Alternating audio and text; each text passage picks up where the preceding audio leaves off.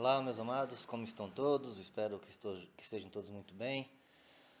Então, queridos, nós vamos agora para a nossa segunda aula sobre o tema Principais Seitas e Heresias. E hoje nós vamos falar um pouco sobre o Espiritismo e sobre os Adventistas do Sétimo Dia. Bem, nós vamos falar então sobre o Espiritismo primeiramente. E começo falando sobre o que está escrito em Gálatas 1:8, que diz assim: Mas ainda que nós ou um dos anjos vindo dos céus vos pregue evangelho que vá além daquele que recebestes, seja anátema. E eu já falei na outra aula, né? Anátema significa o quê? Maldição. Lembrando, meus amados, que a palavra de Deus é norma, a palavra de Deus é sagrada, né? Não pode ser alterada, não pode ser acrescentada ou diminuída. A palavra de Deus é o que é, tá? Então vamos lá, sobre o Espiritismo. Um pouco do histórico do Espiritismo. Olha que interessante. Em 1848, após ouvir estranhos ruídos pela casa, em Hydesville, estado de Nova York, Margaret e Catherine Fox, de 12 e 10 anos, respectivamente, começaram, como de brincadeira, imitando ruídos e em dado momento faziam perguntas, aos quais eram supostamente respondidos pelo espírito de um homem que tinha morrido naquela casa, assassinado, e teria sido enterrado na adega da mesma casa. Logo a notícia de que as meninas se comunicavam com os mortos se espalhou, né? Olha que interessante. E não demorou muito para chamar a atenção da imprensa norte-americana. Sempre o ser humano com a tendência de procurar o sobrenatural. E acabam se perdendo, né? Em vez de procurar o sobrenatural de Deus, acabam procurando o sobrenatural de doutrinas humanas, de preceitos humanos e de invencionices. Bem, 6 anos depois, o espiritismo praticado pelas jovens chegou à Europa através de pessoas que também se consideravam médiums. Já em 1887, as bancas de jornais e livrarias americanas estavam cheias, abarrotadas de literatura, abordando o assunto pelos mais diversos ângulos. Em 1888, 40 anos depois de se iniciar aquela aparente inocente brincadeira das irmãs, elas vieram a público para desmentir os fenômenos e explicaram como tudo aconteceu. E aí eles enfatizaram que não passava de uma farsa, entretanto já era tarde demais. O movimento espiritista havia crescido demasiadamente. Além disso, muitos haviam aplicado e ganham milhares de dólares com a história. Aqueles aproveitadores, oportunistas, né? Pouco importando se fosse verdade ou falsa a história. Nem Meg nem Kate, como elas eram chamadas, conheceram a felicidade ou tiveram paz durante suas vidas.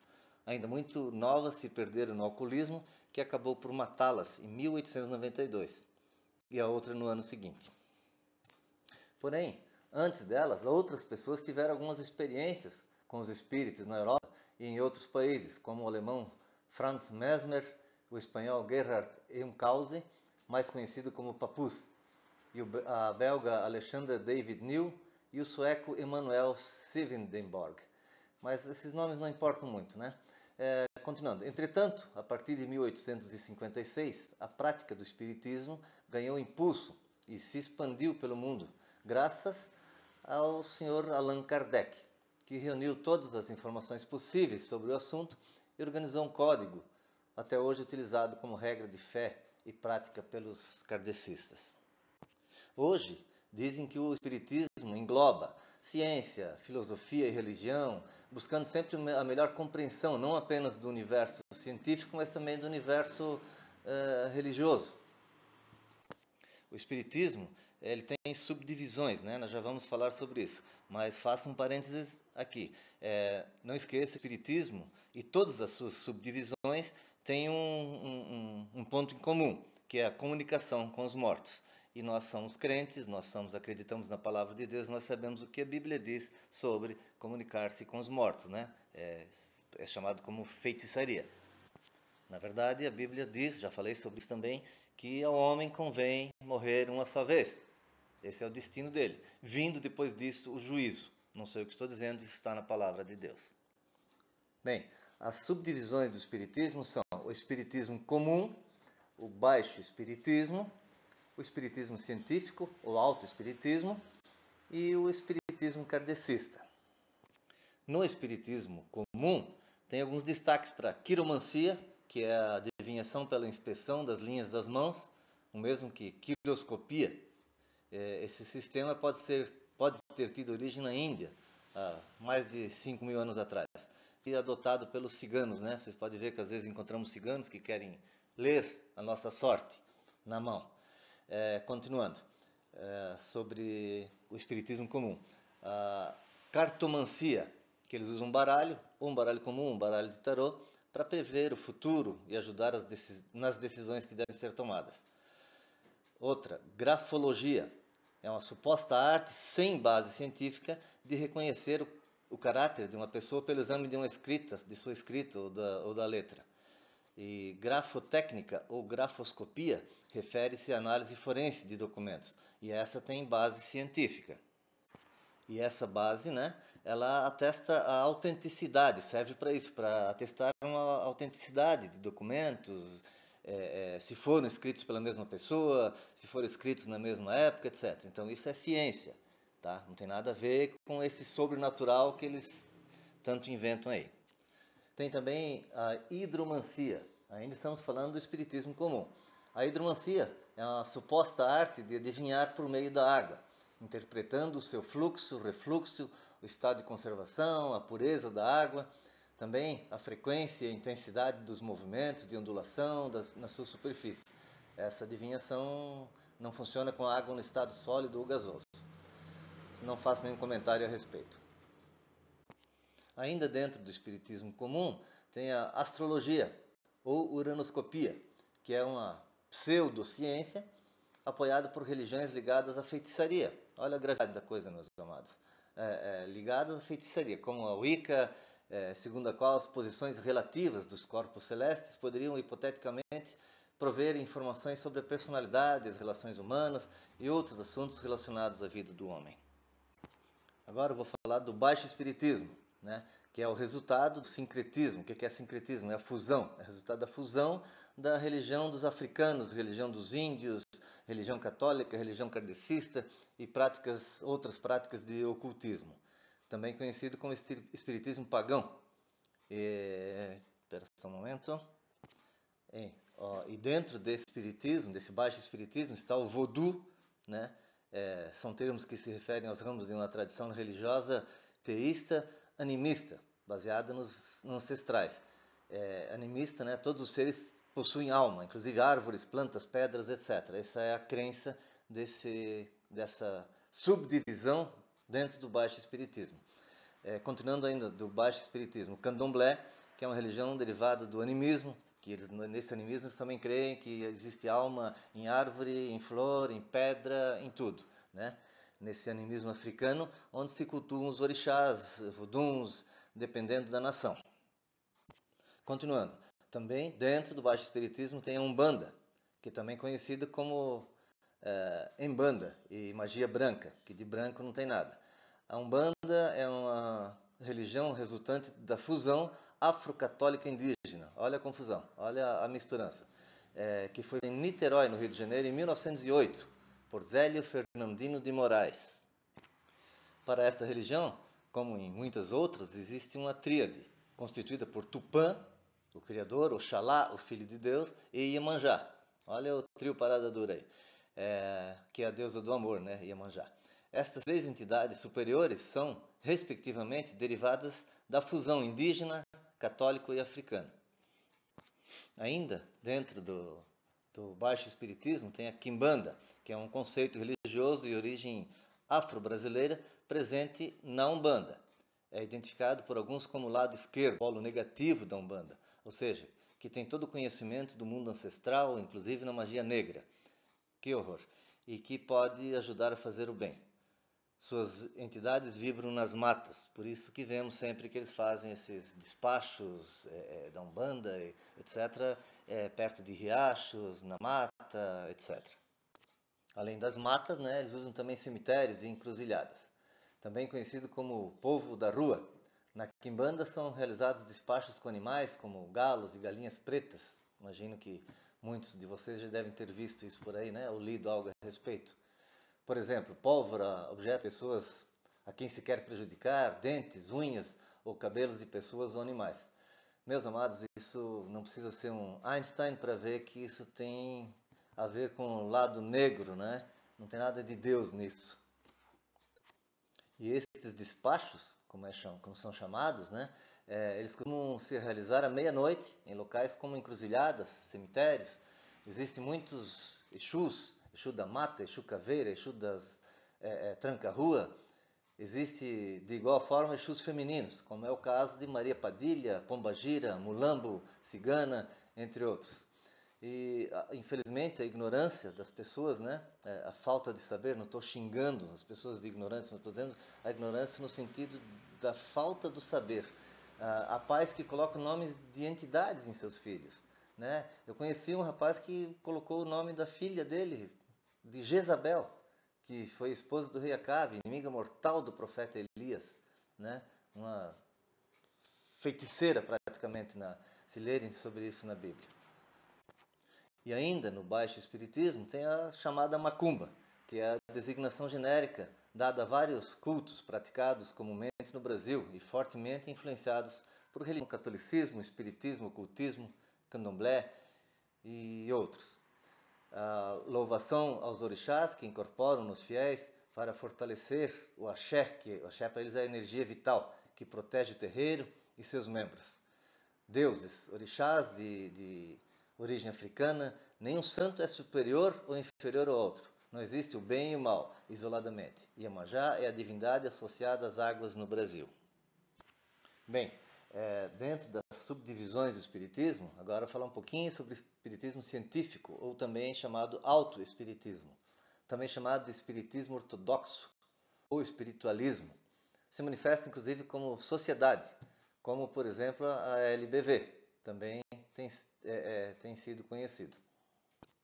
Dentro desse espiritismo científico, né, o autoespiritismo, tem o ecletismo. Você já deve ter ouvido alguém falar, eu sou bem eclético, eu aceito todas as religiões. E nós sabemos que isso não pode ser dessa forma, né? E o ecletismo é um sistema filosófico onde se escolhe de cada crença a parte que lhe parece mais próxima da verdade. Exemplo, todas as religiões são boas. Eu vou em todas. Alguém fala isso, né? Eu fico com a parte boa de cada uma. Há pessoas que costumam ficar em cima do muro. E isso de ficar em cima do muro, meus amados, é perigoso. Ficar em cima do muro significa que tu é morno, que tu não é frio, que tu não é quente. E tem um trecho na Bíblia que Deus fala: ai, se fosses quente ou se fosses frio. Mas como és morno, eu vomitar-te-ei da minha boca. Palavras do Senhor. Isso é muito pesado, muito importante lembrarmos disso. Ainda no autoespiritismo tem o teosofismo, que é uma doutrina religiosa, filosófica, que tem por objetivo a união do homem com a divindade, mediante a elevação progressiva do espírito até a iluminação. Aí nos perguntamos, né? O que a Bíblia diz sobre estas práticas? Em Zacarias 10:2 diz que nos trazem consolações vazias, que está escrito assim: os ídolos do lar falam coisas vãs, e os adivinhos veem mentiras, contam sonhos enganadores e oferecem consolações vazias. Por isso, anda o povo como ovelhas, aflito, porque não há pastor. A palavra de Deus também nos ensina que estas práticas constituem ilusão. Em Atos 8, 9 e 10, está escrito: ora, certo homem chamado Simão, que ali praticava magia, iludindo o povo de Samaria, insinuando ser ele grande vulto, ao qual todos davam ouvidos, do menor ao maior. Então percebam o engano, como as pessoas se deixam influenciar. Nós temos que agradecer a Deus por termos o dom da crença na sua palavra. Continuando, meus amados, né, sobre o que a Bíblia nos fala sobre estas práticas, né, a Bíblia diz que quem faz tais práticas não entrará no reino dos céus. Em Apocalipse 21:8 e 22:15, está escrito assim: quanto, porém, aos covardes, aos incrédulos, aos abomináveis, aos assassinos, aos impuros, aos feiticeiros, aos idólatras e a todos os mentirosos, a parte que lhes cabe será no lago que arde com fogo e enxofre, a saber, a segunda morte. Fora ficam os cães, os feiticeiros, os impuros, os assassinos, os idólatras e todo aquele que ama a prática da mentira. Palavra de Deus. Bem, falamos um pouco sobre o baixo espiritismo, sobre o espiritífico ou alto espiritismo. Agora vamos falar um pouco sobre o espiritismo kardecista. O espiritismo kardecista é a classe de espiritismo comumente praticada no Brasil. Tem as seguintes teses principais. Primeiro, a possibilidade de comunicação com os espíritos desencarnados. Mas a Bíblia diz: tudo o que vier à tua mão para fazer, faze-o como o melhor das tuas forças, com o melhor das tuas forças. Pois para a sepultura, para onde vais, não há atividade, não há trabalho, não há planos, não há conhecimento, não há sabedoria, nem nada. Isso está escrito na palavra de Deus. Outra coisa, eles creem na reencarnação, não na ressurreição, como nós cremos. Eles creem na reencarnação. Eles acham que a cada reencarnação eles se aperfeiçoam. Né? Em cada reencarnação eles se aperfeiçoam. No entanto, a Bíblia diz, como já citei, ao homem cabe morrer uma só vez, vindo depois disto o juízo. Eles creem também na pluralidade dos mundos, né? Mundos habitados. Para eles existem vários mundos, outros mundos, que são habitados também. Para eles, a caridade é virtude única, né? Aplicada tanto aos vivos como aos... Ou seja, não há necessidade de crer em Jesus, basta fazer o bem. Mas nós sabemos que a Bíblia nos ensina que a salvação não é por obras. Se fosse assim, qualquer milionário seria salvo, porque ele tiraria do bolso dinheiro, que ele tem muito, e faria casas populares ou cestas básicas para distribuir, e levaria uma vida de crimes, de enganos, tal. No entanto, a salvação dele estaria, digamos, garantida por causa das obras que ele estaria fazendo. Por isso que a palavra é muito clara. Não é por obras para que ninguém se vanglorie. Bem, na existência de Deus, no entanto, eles acham que é um ser impessoal, habitante de um mundo longínquo. Né? Então eu pergunto, então Deus nem se importa conosco? Não é o que a palavra de Deus, não é o que a Bíblia tem nos ensinado. A teoria da reencarnação e a invocação dos mortos são pilares de sustentação do espiritismo. A palavra reencarnação significa volta da alma ou espírito à vida corporal. A palavra reencarnação não existe na Bíblia. E tampouco se confunde com a palavra ressurreição, que significa levantar, erguer, surgir, sair de um local ou de uma situação para outra, ou ainda fazer voltar da morte para a vida, no mesmo corpo. Os espíritos acreditam que os mortos podem se comunicar com os vivos e ajudá-los. A Bíblia condena essa prática. O conjunto das doutrinas do espiritismo é muito grande e muito complexo. Na verdade, se constitui um esquema de negação de toda a doutrina bíblica cristã. Para o espiritismo, Deus, eles não têm a ideia de um Deus pessoal, eles não acreditam, eles subrogam a ideia de um Deus pessoal. Né? Eles dizem o seguinte: deve-se entender que existem quantas são as mentes que necessitam de um Deus para adorar. Não apenas um, dois ou três, mas muitos. Sobre Jesus Cristo, eles creem, né, baseado nos seus registros, que eles dizem que Jesus Cristo era apenas um médium, né, um grande médium, um grande reformador da Judéia, e que agora é um espírito avançado na sexta esfera. Sobre a Bíblia, eles dizem o seguinte, que assegurar que a Bíblia é um livro santo e divino e que Deus inspirou os seus escritores para tornar conhecida a sua vontade é um grosseiro ultraje e um engano para com o público. Essa é a mentalidade deles em relação à Bíblia. Bem, vamos lá, queridos, falar um pouco sobre o Adventista do sétimo dia, sobre o histórico. No princípio do século XIX, quando pouco se falava sobre a segunda vinda de Cristo, um tal de Wilker, que era um pregador batista no estado de Nova York, dedicou-se ao estudo da pregação desse assunto. Ele leu Daniel 8, 13 e 16 e tomando como base o regresso de Esdras do cativeiro, no ano de 457 a.C., como ponto de partida para o cálculo, e ainda imaginando que cada uma das 2,3 mil tardes, ou seja, 2.300 tardes, representava um ano, esse Miller proclamou o advento de Cristo para o ano de 1843, o que não aconteceu. Né? Esse advento que fala é a volta de Cristo, a segunda volta. Ele fez o cálculo e achou que em 1843, pelas contas dele, Jesus voltaria, o que não aconteceu. Mais tarde ele admitiu o erro nos seus cálculos e estipulou nova data para o ano seguinte, e mais tarde uma terceira tentativa. Porém, sempre houve um grande desapontamento. As pessoas que acreditavam nesse mito deixavam as suas igrejas para o seguir. Doavam seus bens, abandonaram seus afazeres e preparavam-se para receber o Senhor no dia predito por ele, pelo Miller. Muitos abandonaram a fé.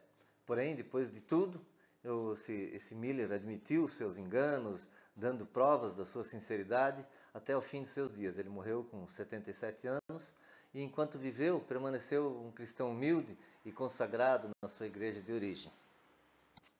Entretanto, meus amados, outras pessoas afirmaram ter descoberto a falha na revelação do tal do Miller. Para eles, Jesus não voltaria à terra, mas iria para um lar no céu, conforme descrição de Daniel, para purificá-lo. E somente depois ele retornaria. Uma tal de Ellen White marcou outras datas para a segunda vinda de Cristo. Marcou em 1847, depois 1850, mas não deu certo. Aí para 1852, depois 1855, 1856, 1867, 1868, 1877 e assim por diante. Não aconteceu. Queridos, a Bíblia diz que nem Jesus, enquanto estava aqui, como homem, o sabia. Quando os apóstolos lhe perguntavam, Senhor, quando é que vão ocorrer essas coisas? Ele disse, eu não sei, somente o Pai o sabe. O Adventismo atualmente prega que toda a humanidade está envolvida num grande conflito entre Cristo e Satanás, que se originou no céu com a queda de Lúcifer. Também ensina que o crente é obrigado a guardar o sábado como dia de repouso semanal e crê que os que guardam o domingo aceitar a marca da besta sob o governo do anticristo. Queridos, o sábado foi feito para o homem e não o homem para o sábado. O sábado foi feito para estar à nossa disposição, não nós estarmos à disposição do sábado. No livro de Marcos 2, 27 e 28, o sábado foi estabelecido por causa do homem, e não o homem por causa do sábado, de sorte que o Filho do Homem é Senhor também no sábado. Na doutrina deles, eles dizem que santificar o sábado ao Senhor importa em salvação. Sobre o inferno, os adventistas acreditam que o inferno ainda não foi criado, mas que será criado depois do milênio, estando reservado apenas para Satanás e seus anjos. Eles dizem que, ora, se Deus é amor, como podemos crer que ele deixaria alguém ficar por milênios, pela eternidade afora, sendo queimado em dores inimagináveis por pecados de uma vida passageira? No entanto, meus amados, nós temos que seguir a Bíblia, e a Bíblia diz que nós devemos considerar a bondade e a severidade de Deus. Ok? Ele é amor, sim, mas temos que considerar a sua bondade, mas também temos que considerar a sua severidade, a sua justiça. Meus amados, isso encerra a aula de hoje. Que a graça e a paz do Senhor Jesus Cristo esteja sobre todos. Espero encontrá-los bem e torcendo para que as coisas voltem ao normal logo, para podermos nos ver pessoalmente e conversarmos de perto. Beijo no coração de todos, amo vocês.